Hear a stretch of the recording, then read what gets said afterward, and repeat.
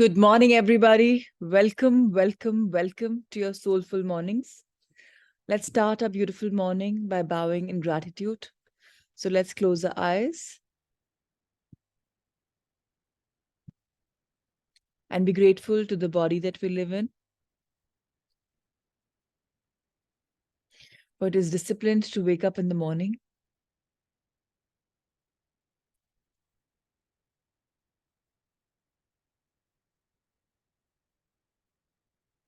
To atoms, cells, fibers, being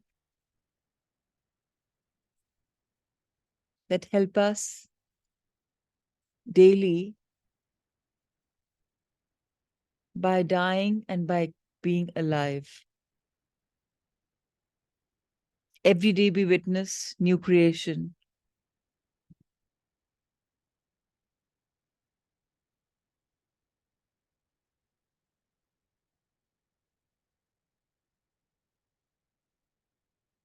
Let's be super grateful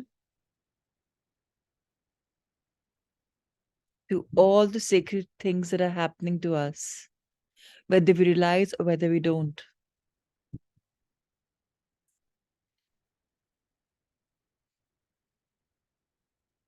Let's be grateful and witness and try to feel the energy around us of all the divine beings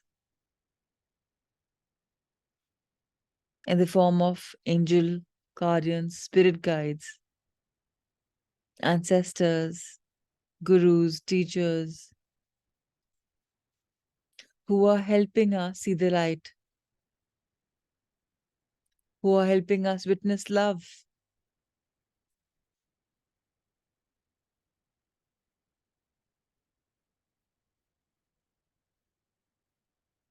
Let's be so grateful.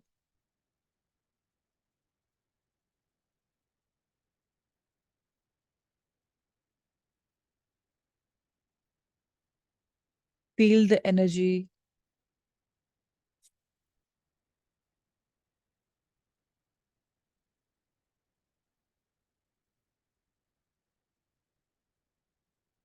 We are who we are, not because of just us, but because of all that we have gone through in the millions of lives we've lived.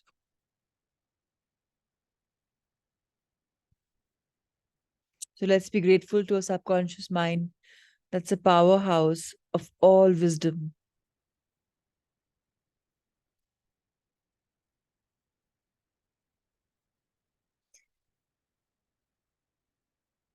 Let's be grateful that this monkey mind of ours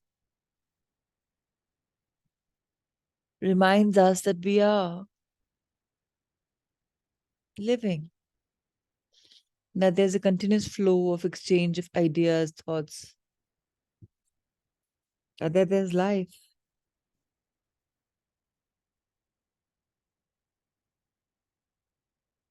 Let's be grateful for our heart, for our pulse, because they're on autopilot. We don't have to remind the heart to beat. We don't have to tell the pulse to beat.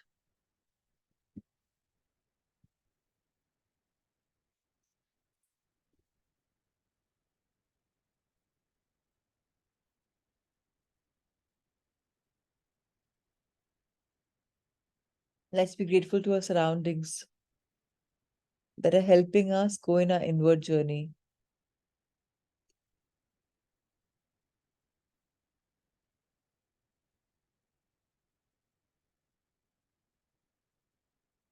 Let's be grateful to Dr. Brian Weiss for authoring these beautiful books that are helping us realize that we are in the form of a human, but we've come for some existence.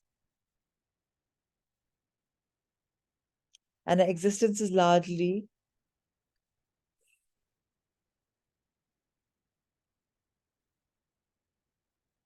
because we are here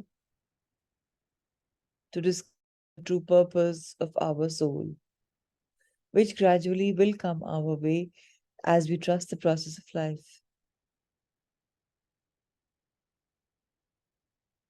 Life is beautiful. Do we see the beauty in it or do we see struggle in it? Whichever it is, let's accept it here and now. Because acceptance leads to the best of things. Ask yourself a question. How much do I love myself? Because only when we love ourselves infinitely does love for everything else materialize and manifest.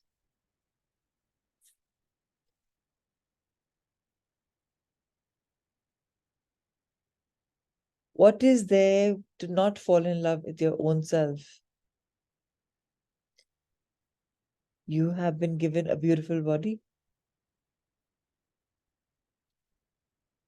Forget the color, forget the size.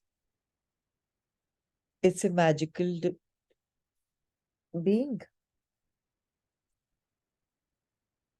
Your body is able to move, do so many tasks. It's nothing short of magic. We see maybe dolls around us or maybe in the markets. Do they move?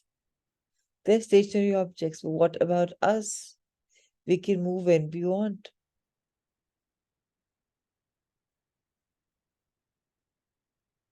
So let's be grateful for these divine beings. And let's request them to protect us, guard us, secure us as we study, as we go deeper, as we understand who we are, why we are, and the real purpose behind our being.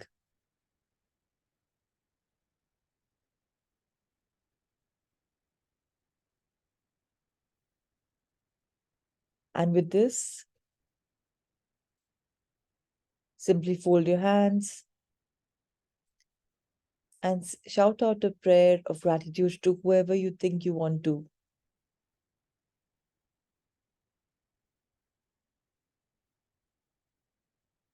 And after that, rub your hands together.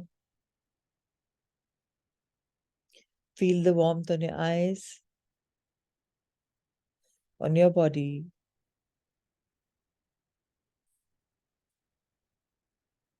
And then let's start the morning with this beautiful book that we've been reading for 2 days. Today being the third day, Only Love is Real by Dr. Brian Weiss. And today we are on chapter number 6.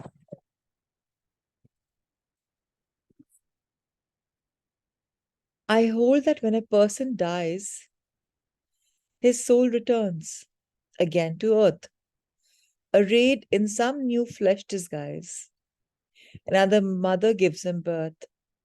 With sturdier limbs and brighter brain, the old soul takes the road ahead, says John Masefield. Pedro returned to the office 1 week later for his second appointment. Grief still tormented him, robbing him of simple pleasures and interfering with his sleep. He began by telling me about an unusual dream he had twice in the past week. I was dreaming about something else when all of a sudden an older woman appeared, Pedro explained. Did you recognize the woman? No, she appeared to be in her 60s or 70s. She wore a beautiful white dress, but she was not at peace. Her face was anguished. She reached out to me and she kept repeating the same words. What did she say? Hold her hand, hold her hand. You will know. Reach out to her, hold her hand. This is what she said. Hold whose hand? I don't know. She just said, hold her hand. Was there anything more in the dream? Not really. But I did notice that she was holding a white feather in one hand. What does that mean? You're the doctor. Yes, I thought I'm the doctor. I knew that symbols could mean almost anything, depending on the unique experience of the dreamer, as well as the universal archetypes described by Carl Jung or popular symbols of Sigmund Freud. This dream somehow did not feel Freud, Freudian. I responded to the "you're the doctor" comment and his implied need to be answered. I'm not sure I answered truthfully. It would mean a lot of things. The white feather could symbolize peace or spiritual state or many other things. We will have to explore the dream. I added, relegating its interpretation to the future. I had the dream again last night. Same woman, his words, same feather, same words. Hold her hand, reach out to her, hold her hand. Perhaps the answers will come during the regressions, I suggested. Are you ready? He nodded and we began. I already knew that Pedro would reach a deep level of hypnosis because I had checked his eyes. The ability to roll the eyes upwards, trying to look at the top of the head, and then to allow the eyelids to slowly flutter down while keeping the eyes gazing upwards is highly correlated with the ability to be deeply hypnotized. I measure how much of the sclera or white part of the eye is showing when the eye reaches its apex.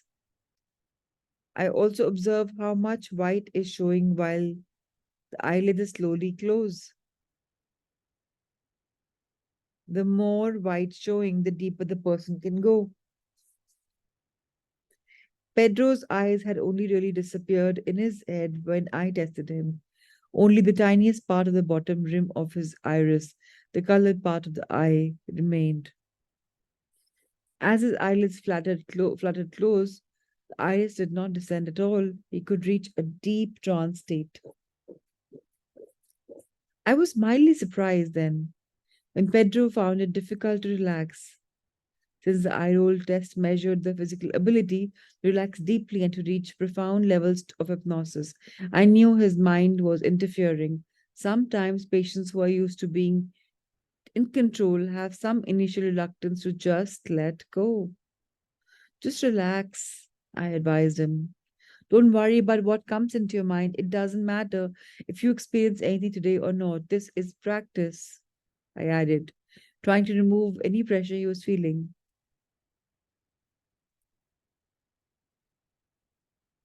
I knew he desperately wanted to find his brother.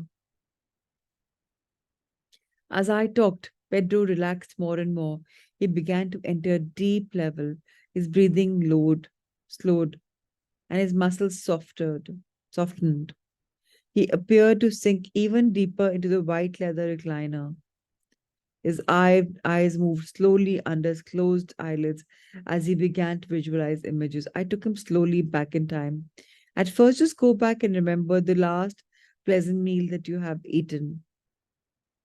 Use all of your senses. Remember completely. See who was there with you. Remember your feelings, I instructed. He did this, but he remembered several meals, not just one. He was still trying to maintain control.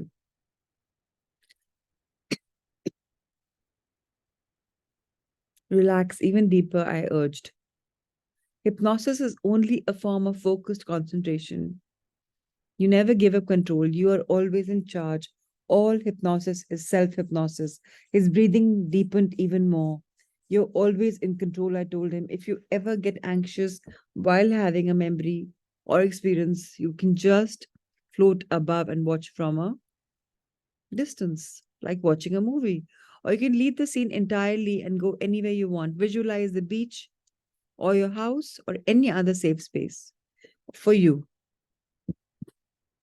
If you're very uncomfortable, you can even open your eyes and you'll be awake and alert back there if you wish.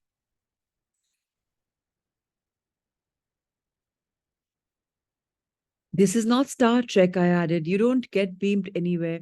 There are only memories like any other memories, just like you remembered the pleasant meals. You're always in control. Now now he let go. I took him back to his childhood and Pedro smiled broadly. I can see the dogs and horses on the farm, he told me. His family owned a farm a few hours outside the city, and many happy weekends and vacations were spent there. The family was together. His brother was alive, vibrant, laughing. I remained silent for a few moments, letting Pedro enjoy more of his childhood memory. Are you ready to go even further back? I asked. Yes. Good. Let us see if you can remember anything from a past life. I counted backwards from 5 to 1 as Pedro visualized himself walking through a magnificent door into another time and another place, into a past lifetime. As soon as I reached to number 1, I saw his eyes fluttering wildly. He was instantly alarmed. He started to sob. It's terrible, terrible, he gasped. They are all killed. They are all dead. The remains of bodies were strewn everywhere. Fire had destroyed the village with its cold, rounded tents. Only one tent remained intact, standing incongruously on the periphery of the carriage and destruction of the carnage and destruction. Its colored flags and large white feathers fluttered wildly in the cold sunlight. The horses, the cattle, and the oxen were gone. It was apparent that nobody had survived this massacre. The cowards from the east had all done this.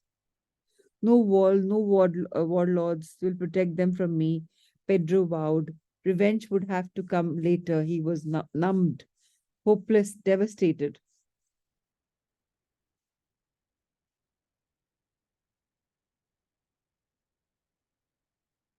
I have learned over the years that people in their first aggression often gravitate to the most traumatic event in a lifetime.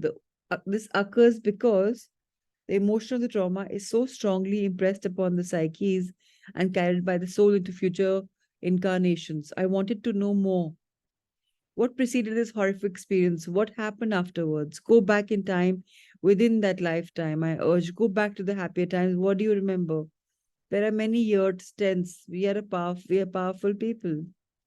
I'm happy here, Pedro said. He described a nomadic people who hunted and raised cattle. His parents were leaders, and he was a strong and skilled horseman and hunter. The horses are very swift. They are small with large tails, he said. He married the most beautiful girls of his people, one with whom he had played as a child and whom he had loved as long as he could remember. He could have married the daughter of a neighboring chief, but he married for love. What is the name of this land? I asked. He hesitated. I think you call it Mongolia. I knew that. Mongolia probably had a very different name when Pedro was there. The language was completely different. So, how could Pedro, speaking from that time, know the word Mongolia? Because he was remembering his memories were being filtered through his present day mind. So, you see, he's thinking Mongolia, but उस समय Mongolia का नाम भी नहीं हुआ था.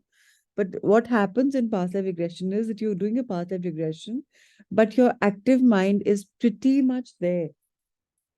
So when you're going through it, you're aware of this physical body, of this time, space, and energy, and you're tapping into that subconsciously. So you haven't lost control of this mind, which is the reason why this mind is telling him it's Mongolia. The process is similar to watching a movie.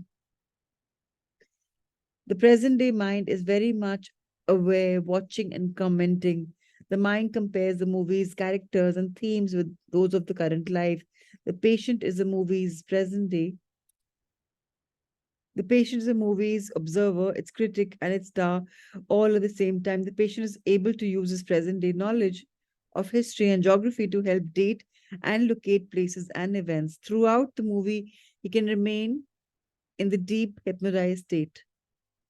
Pedro could vividly remember the Mongolia had existed many centuries ago, yet he could speak English and answer my question while remembering. Do you know your name?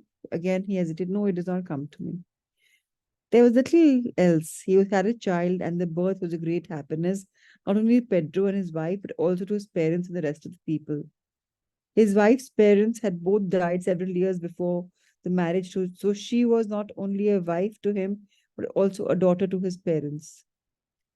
Pedro was exhausted. He did not want to return to the devastated village once again, comfort the remains of his shattered life, so I awakened him.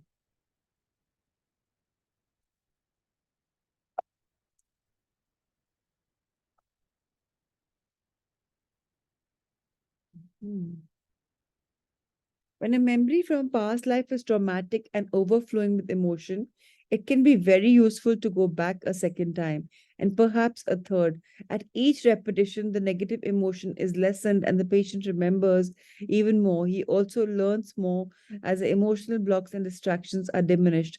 I knew Pedro had to move to learn from his ancient life. Pedro was given himself another 2 or 3 months to resolve his personal and business affairs in Miami. We still had plenty of time to explore with Mongolian lifetime in more detail. We had time to explore other lifetimes as well. We had not yet found his brother. Instead, he had found another devastating series of losses: beloved wife, child, parents, community. Was I helping him or was I adding even more to his burden? Only time would tell. After one of my workshops, a participant told me a marvelous story. From the time she was a little girl, if she let her hand hang over the side of her bed, another hand would lovingly take hers, but she would be reassured no matter how anxious she was feeling. Oftentimes, when her hand accidentally went over to the bedside and the grasp surprised her, she would reflexively jerk back her hand, and this always broke the embrace. She always knew when to reach out for the hand and to feel discomforted. There, of course, no physical form under her bed. As she grew older, her hand remained. She married, but never told her husband about this experience because it seemed so childlike. When she became pregnant with the first child, the hand disappeared. She missed her lovingly and familiar companion. There was no hand to take hers in the same loving way.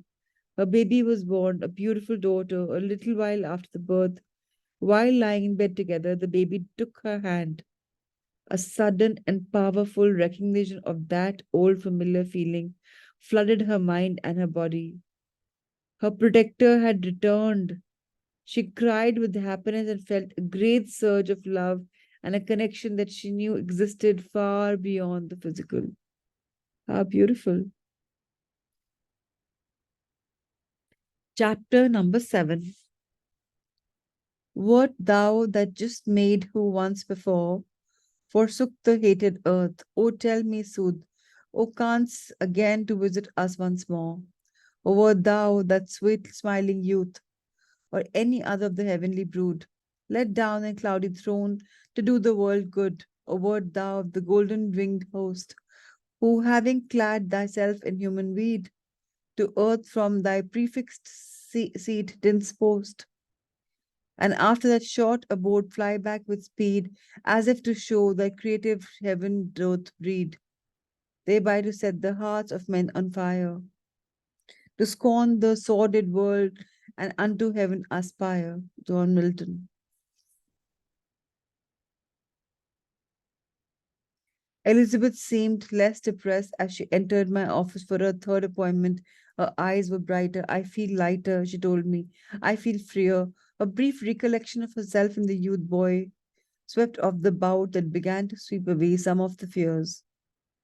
Not just the fears of water out of the dark, but also deeper and more basic fears, fears of death and extinction. She had died of that boy, and yet here she was again as Elizabeth. At a subconscious level, her grief might have been lessening because of the knowledge that she had lived before and she would live again, and that death was not final. And if she could spring back again, renewed and refreshed in a new body, then she could use she could her loved ones. So can we all, reborn to deal once more with the joys and hardships, with the triumphs and tragedies of life on earth. Elizabeth quickly went into a deep hypnotic trance. Within a few minutes, her eyes were sweeping from side to side under her closed eyelids as she scanned an ancient vista. The sand is beautiful, she began, recalling her life as Native American in the South, probably on the west coast of Florida. It's so white, almost pink. It's so fine, like sugar. She paused for a moment. The sun sets over the big sea. To the east are large swamps with many birds and animals. There are lots of small islands between the swamps and the sea. The waters are filled with good fish. We catch the fish in the river and between the islands. She paused again, then continued. We are at peace. My life is very happy. My family is larger. I seem to be related to many in the village. I know about roots, plants, and herbs. I can make medicines from plants. I know about healing. In Native American cultures, there was no penalty for using healing potions or for other holistic practices. Instead of being called witches and drowned or burnt at the stake, healers were respected and often revered. I took her forward in that lifetime, but no traumas emerged. Her life was peaceful and satisfying. She died of old age, surrounded by the entire village. There is very little sadness with my death, she noted after floating above her withered old body and surveying the scene below. Even though all of a sudden, village seems to be there. She was not at all upset by the lack of grieving. There was great respect and caring for her body and her soul. Only the sadness was missing. We do not mourn because we know that the spirit is eternal. It returns in human form again if its work is not finished. Sometimes by carefully examining the new body, the identity of the previous body can be known. She pondered this concept for a few moments. We looked for birthmarks where scars used to be and for other signs, she elaborated. Similarly, we do not celebrate so much, even though it may be good to see the spirit again. She paused, people searching for the words to describe the concept. Although the earth is very beautiful and continually demonstrates the harmony and interconnectedness of all things, which is a great lesson, life is much harder here. With the great spirit, there is no disease, no pain, no separation. There is no ambition, no competition, no hatred, no fear, no enemy. There is only peace and harmony. So the smallest spirit returning cannot be happy to leave such space. It would be wrong for us to celebrate when the spirit is saddened. It would be very selfish and unfeeling. This does not mean that we do not welcome the returning spirit. She quickly added, it is important to demonstrate our love and affection at this vulnerable time. Having explained this fascinating concept of death without sadness and birth without celebration, she was silent, resting. Her life here again was the concept of reincarnation and the union in physical form of past life, family, friends, and lovers. In all times and in diverse cultures throughout history, this concept had appeared seemingly independently. The dim memory of that ancient life might have helped to pull her back again to Florida, reminding her at the deepest levels of an ancestral home. Perhaps the feeling of sand and sea, of palms and mangrove swarms called to a soul memory, helping to lure her back with a subconscious solution, for that life had been the most pleasant and filled with satisfaction, not present in her current life. These ancient stirrings might have led her to apply to the University of Miami, which led her to a scholarship and a move to Miami. This is not coincidence. Destiny required her to be here. Are you tired? I asked, returning my attention to Elizabeth. She was still resting peacefully on the recline. No, she said quietly. Do you want to explore another lifetime? Yes, more quiet. Once again, we traveled back through time, and this time she emerged on ancient land. This is desolate land. There are high mountains, dusty, dirty roads. The traders pass on these roads. This is a route for traders going east and going east and west. Do you love the country? I did not like to intrude with so many questions for the logical or left brain part of the mind. Such questions could interfere with the immediacy of experience, which is more right brain or intuitive function. But Elizabeth was in a profoundly deep stance. She would answer the questions and yet continue to vividly experience the scene. Details were important too. India, I think she answered hesitantly. Maybe just went west of that? I don't think the borders are that clear. We live in the mountains and they pass the traders must go through, she added, returning to the scene. Do you see yourself? Yes, I'm a girl, about 15. My skin's darker and I have black hair. My clothes are dirty. I work in the stables, tending to the horses and mules. We are very poor. The weather is so cold. My hands are so cold working here. Her face grimacing, Elizabeth made fists with both hands. The young girl was innately bright but uneducated. Life was grudgingly difficult. Predators frequently abused her, sometimes leaving her little money. Her family was unable to protect her. Numbing cold and constant hunger plagued her life. There was only one bright spot in that young girl's life. There's a young trader who comes by often with his father and the others. He loves me and I love him. He's funny and gentle and we laugh a lot together. I wish he could just stay so we can be together all the time. This was not to be. She died at the age of 16. Her body, already worn out because of the bitter life and elements, quickly succumbed to pneumonia. Her family was around her when she died. As we reviewed this brief life, Elizabeth was not sad. She had learned an important lesson. Love is the strongest force in the world. Love can grow and bloom even in frozen soil and in the harshest of conditions. It exists everywhere and all the time. Love is a flower for all the season. Her face was filled with a beautiful smile. A patient of mine, a Catholic attorney, had just finished recalling a European lifetime in the late Middle Ages. He had remembered the death in that lifetime, a lifetime filled with greed, violence, and deceit. He was cognizant that some of these traits had persisted even into his current life. Now, reclining in a soft leather chair in my office, he was aware of floating out of his body in that medieval lifetime. Suddenly, he found himself standing in a hell like environment amidst fires and devils. This surprised me, although I'd encountered thousands of past life deaths in my patients. No one had ever had an experience with hell. Almost invariably, people find themselves drawn to an indescribably beautiful light, a light that renews and re-energizes the spirit. But hell,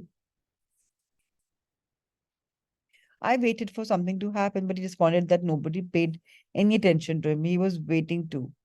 Minutes passed. Finally, a spiritual figure whom he identified as Jesus appeared and walked over to him.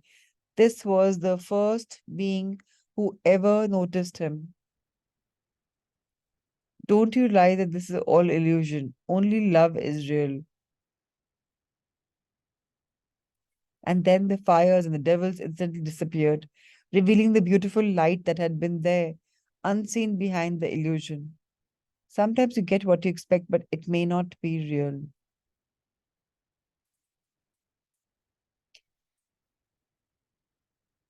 Today, we'll just read this much and we'd go into the meditation if possible. So, a deeper bit of meditation for everybody. So, I want all of us to have their back straight, whether you're lying down or whether you're sitting, it doesn't matter. It's about tapping into our own energies. So take a deep breath in and a deeper breath out. I want us all to practice box breathing.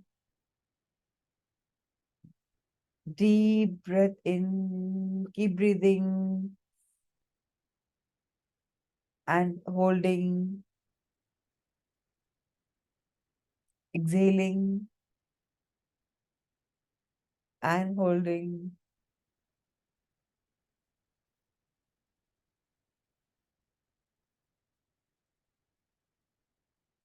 Keep inhaling, keep exhaling.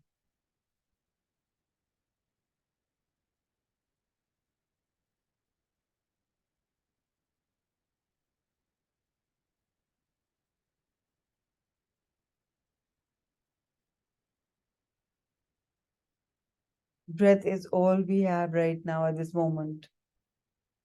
Breath is the only source that we have. So work your way into it because it always automatically works. But now be aware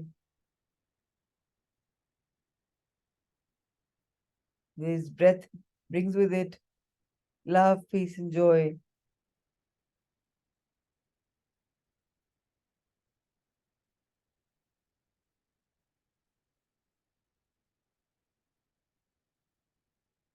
Keep breathing in, keep breathing out.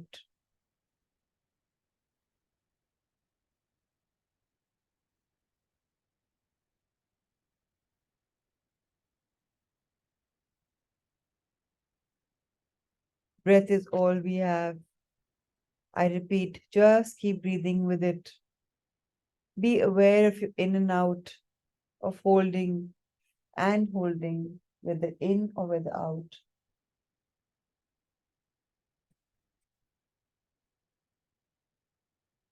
Now that you're relaxed a bit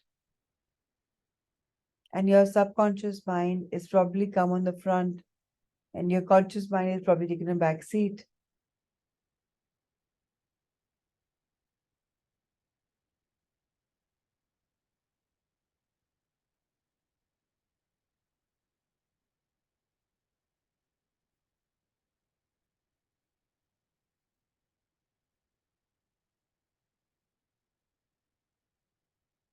and now I want us all to look beyond the obvious with the closed eyes.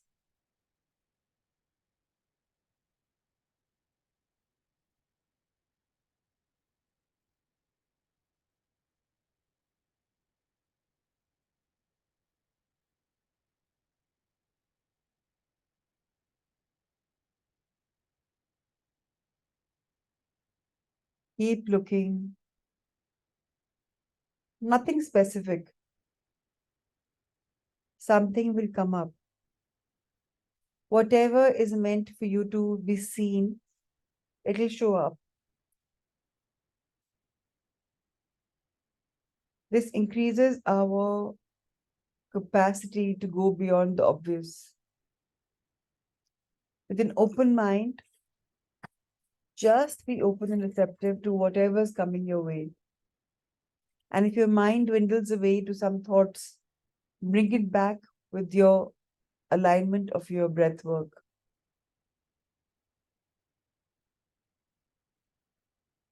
From now on, it will be not guided for many more minutes to come. Allow your thought process to come. Request your masters to bring forth what is required for you right now at the soul level.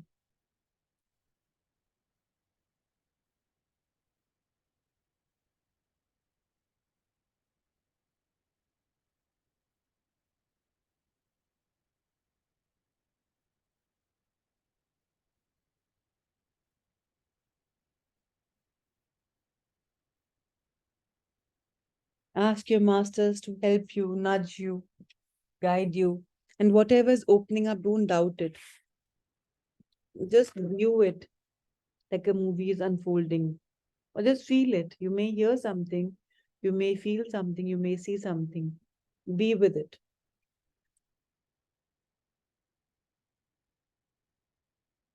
Some of you may tend to sleep if you are lying down, and that's also okay. Just be with the flow.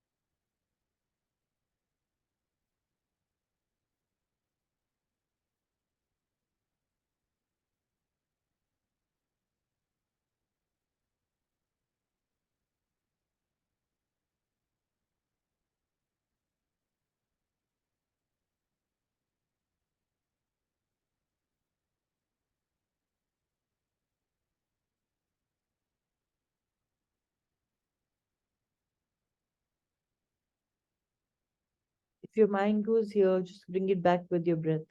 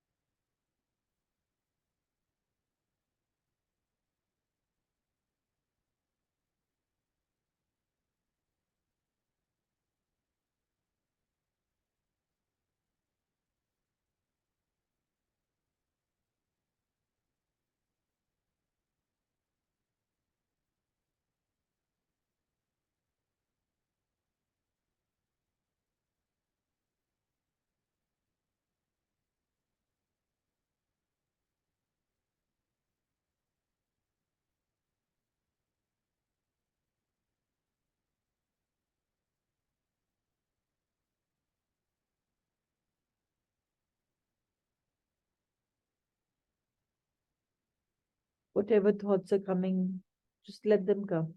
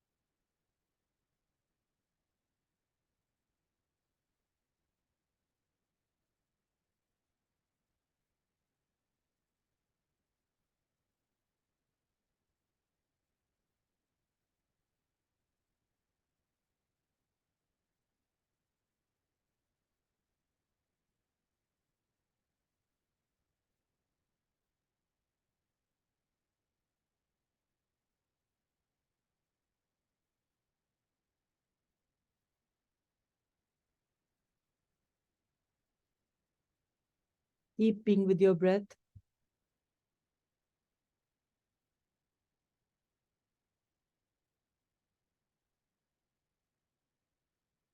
Keep witnessing whatever is coming your way.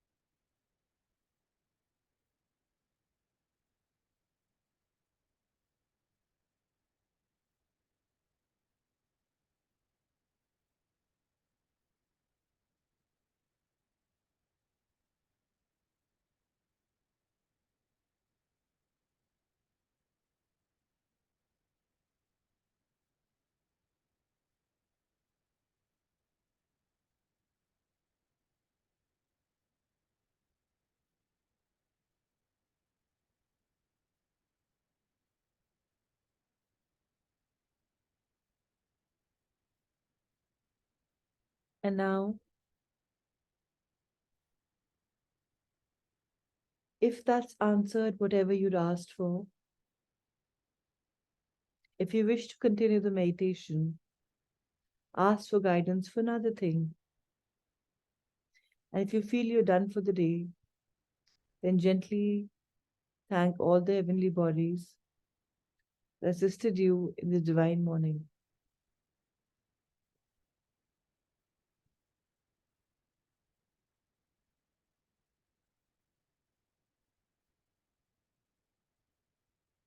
And those of you who haven't done it can do it again later in the evening.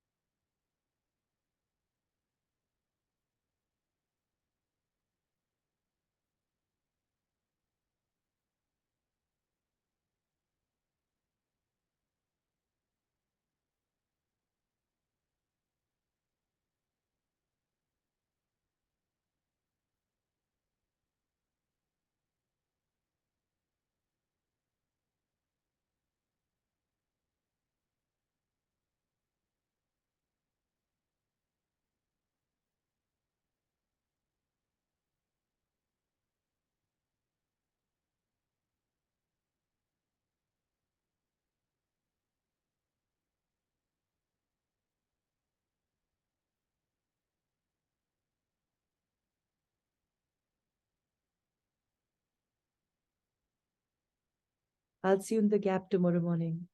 Be blessed.